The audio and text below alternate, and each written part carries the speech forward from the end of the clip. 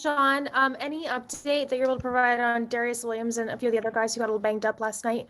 Yeah, so as far as Darius got a little ankle sprain, the severity of it, is to be determined. Whether that means he'll be able to play next week or whether that means he'll miss next week. Don't have that determination yet, but I think it looks like it's going to be a mild ankle sprain.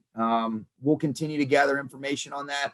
Matthew's finger feels good. Higbee's sore from the stinger that he sustained, and then at the end of the game, when it looked like Leonard got a little bit banged up, he was okay. He just felt like giving me a heart attack with the way that he was kind of laying there for a second. But it seems like we came out relatively clean other than, continuing to gather information on Darius.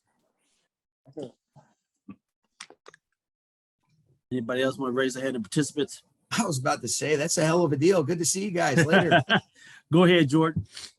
Oh, I just had to fire a tweet off really quick. So I appreciate the patience there. Sean, when you went back and reviewed, sort of the tale of two halves offensively yesterday, what were some of your major takeaways from everything that you guys did from a plan standpoint to an execution standpoint? Yeah, it really came down to execution, Jordan. The turning the ball over in the red zone and then not coming away with points there, and then just some missed opportunities where we were just a little off for a variety of reasons. But what I like the most is it's about how you finish. I'd like to see us play consistent through 4 quarters. I think that's going to be important for us to be able to do that, and for me not to kind of say the same things week in and week out. But I love the resilience. I love the resolve of this team, but it really boiled down to execution. And then guys just made some plays. I thought there was some incredible individual efforts, with guys competing without the ball, guys making plays with the ball. Some of the plays that Matthew was able to make, moving and manipulating guys in coverage, but also navigating the pocket. I thought guys just really made plays in the second half. And then I think the things we didn't do in the first half comes back to some execution and things that we're capable of. But I just want to see us consistently do that at a higher clip from the jump. That's kind of been the narrative for the last couple of weeks. And then in terms of your defense, I think we saw this past week that you guys are willing to kind of self-scout and make changes where you think the change might be fitting. Sorry, you keep flipping all around the screen, so I keep going. No, you're good. Do you anticipate certain guys' roles expanding that way, such as Robert Rochelle continuing to develop as a starting corner out on the outside for you, and then Terrell Burgess as well? I know you guys are really high on him in the draft. Do you anticipate an expanding role for him in any phase? Yeah, I would, Terrell's a guy that you want to get going. I have a lot of belief and confidence in Terrell, and you want to, see if that's something that comes to life when we get back. I like the way Rochelle handled himself. And sometimes when you get thrown in the fire like that, Jordan, he misjudged the one touchdown to Metcalf a little bit, but he made a huge break up on Lockett on the next drive. And so he's a mentally tough kid. He's unfazed. It's not too big for him. I like the look in his eye during games too. You can get you can get a really good feel for some of these younger players just by, what does it look like? How do they handle the ebbs and flows of a game? And when the stuff really counts, especially in that type of atmosphere and environment, and certainly wasn't perfect, but his competitiveness, his toughness, his resolve, all those things that I think are really important to be a good football player. I thought that was demonstrated yesterday, and I think he's only going to improve and get more and more comfortable and confident. What's good about having this early Thursday game, not exclusive to the defense, but really for our defense, offense, and special teams, is you always want to make sure that you're critical, self-scout, and that's an ongoing thing. It's not like, until the bye or the mini bye, you look at that, but you do get a chance to take a deep breath and really digest those things. We'll get a little bit of a jump on the Giants, but these next couple of days will be a good opportunity to relax, but also really be critical of ourselves as coaches and what we can do to try to continue to figure out the identity of this team and what's the best way to make that come to life, as we attack. However you want to look at it, the next, another quarter or whatever the hell it is with 17 games. But after 5, this will be a good little break for us to be able to kind of look at it, make the changes, and get the right people involved if we feel like that's best for the team. And then one more for me on Robert Rochelle. When just after he was drafted and just in talking with people, the phrase that kept coming up was he doesn't strike you when you first look at him as maybe a long guy, but his arms are really, really long. And they kept saying that he uses every inch of his frame, like he uses his length very efficiently, athletically.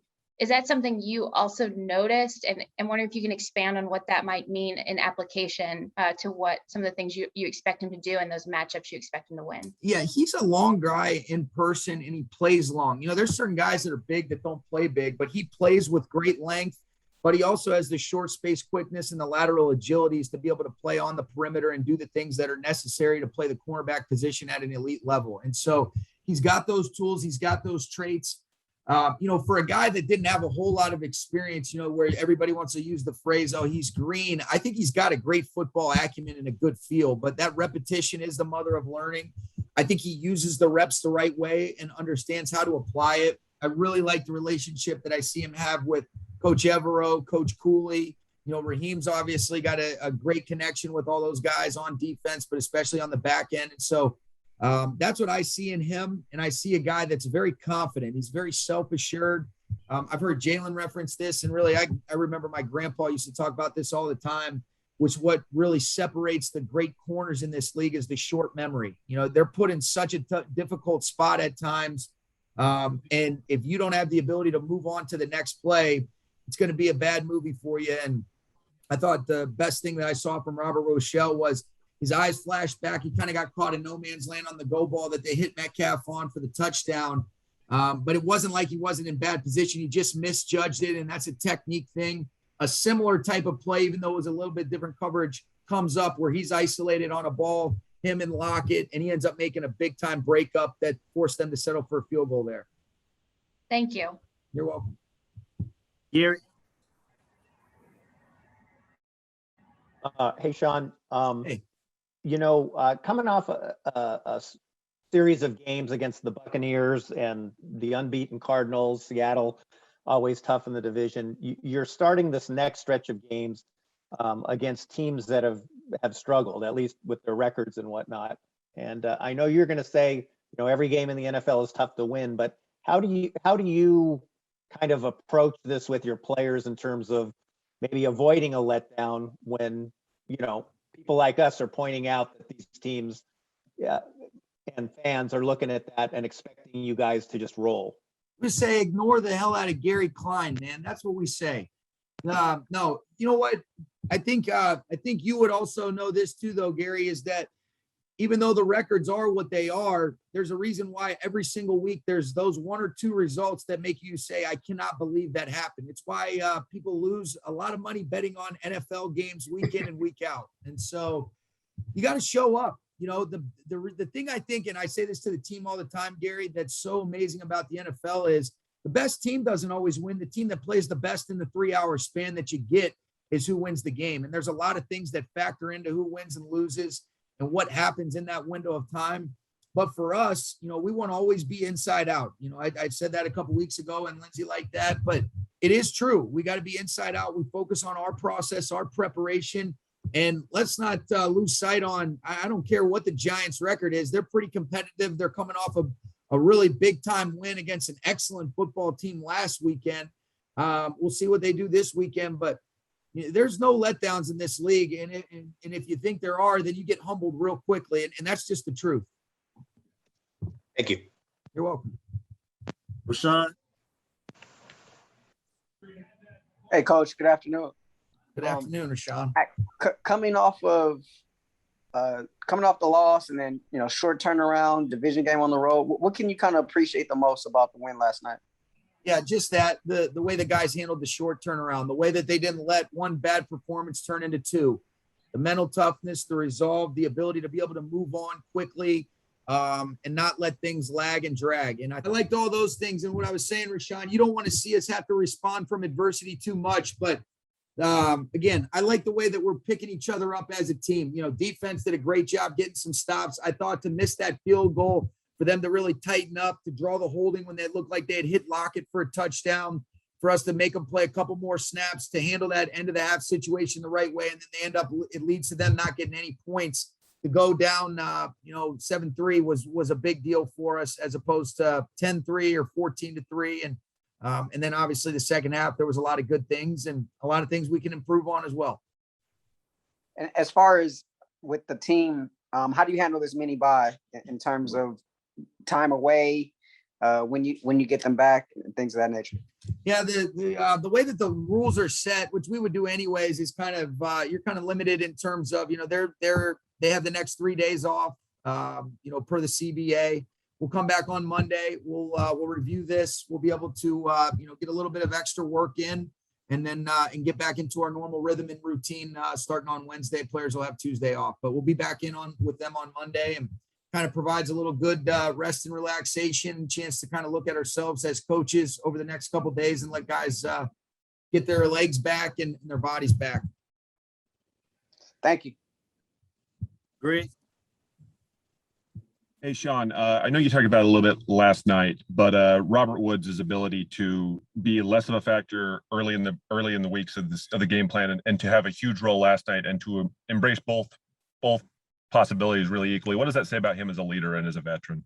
Yeah, I think just what you said, Greg. I mean, it shows how steady he is, that he's just still ready to deliver when his number's called. The receiver position, and really when you're a perimeter skill player in general, sometimes you're trying to get guys involved. It doesn't always work out that way, but he just stayed patient.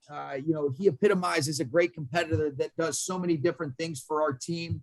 And the way he's gone about it, he's a guy you want to fight for, you want to battle with, you want to make sure that you do a good job of trying to take advantage of all the things that he can bring to the table, especially as a playmaker with the ball in his hands. And, I think what says as much about Robert Woods as anything is that he just kept going about his work. He and I had a great conversation earlier in the week where it was the most unselfish call that you could ever get from a player, just saying, hey, I'm happy to contribute. How do you really see my role? And what can I do to maybe be more of a factor in the pass game to try to help influence and affect our offense playing at a higher clip? And it was really a pretty cool thing to show the maturity, the composure, the leadership that he, possesses, for us to be able to have that conversation, and then for him to deliver in a big way like that was pretty special. And, I think it's something that we can build on. And I thought it was great for Robert and Matthew to show that rapport, because a lot of those were some incredibly important timing and rhythm throws over the middle.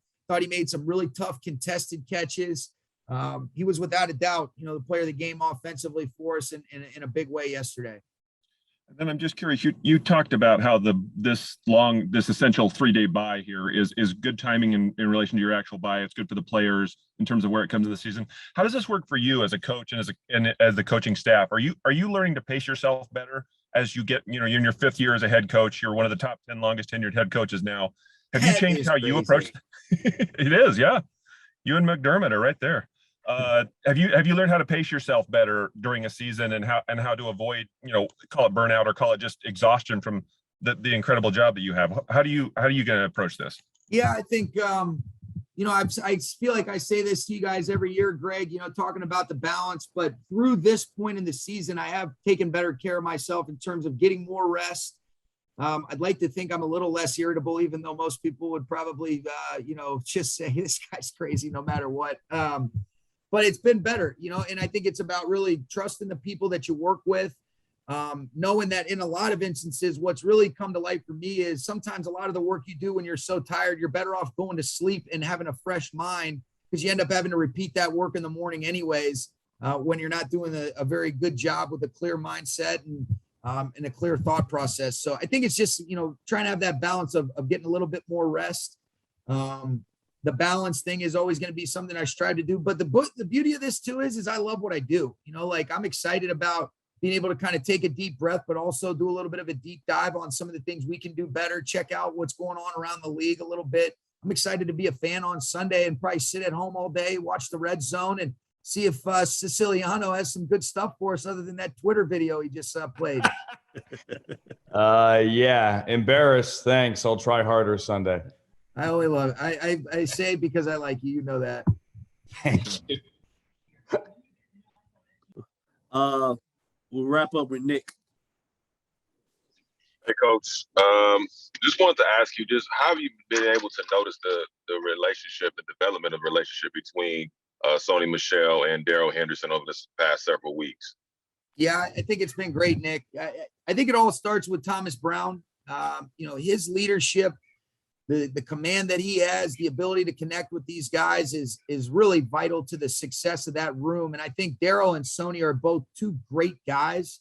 And I think their skill sets really complement one another. I was talking to my dad about this earlier today.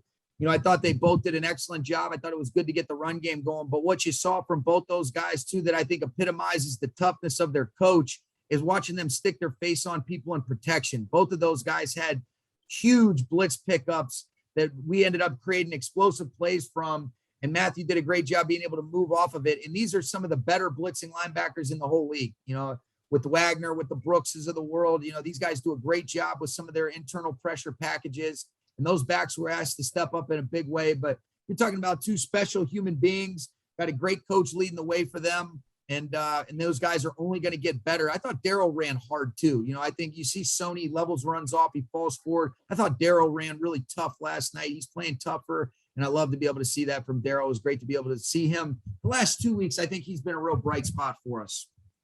And this being probably maybe 25% of the season now, what are some of the goals or some of the things that you've seen different out of Darrell Henderson as far as where he was at this time last year versus where he is right now?